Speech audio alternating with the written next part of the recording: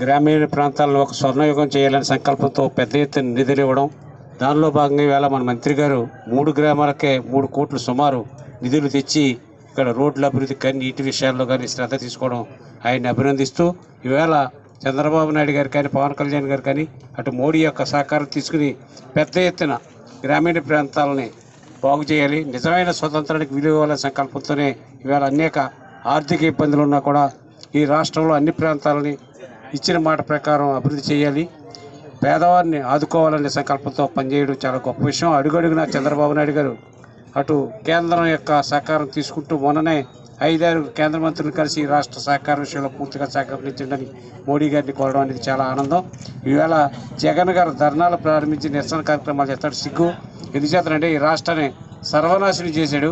ఈవేళ పంచాయతీలకు ఇచ్చినటువంటి ఎన్ఆర్జీఎస్ నిధులు, ఉపాధి అవకాశ నిధులను కూడా ఆయన దొంగిలించాడు.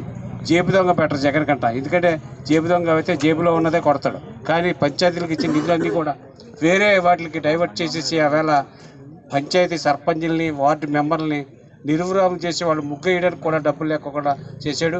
ఈవేళ ఈ పంచాయతీరాజ్ వ్యవస్థను బాగు చేయాలనే సంకల్పంతో ఇప్పుడున్నటువంటి కూటమి ప్రభుత్వం పనిచేస్తున్న విషయాన్ని మనందరం గమనించి మన గ్రామాలను అభివృద్ధి చేసుకోవడంలో మనందరం కూడా కీలక పాత్ర వహించాలని ఈ సందర్భంగా తెలియజేస్తూ నాకు అవకాశం ఇచ్చిన పెద్దలకు హృదయపూర్వక నమస్కారం.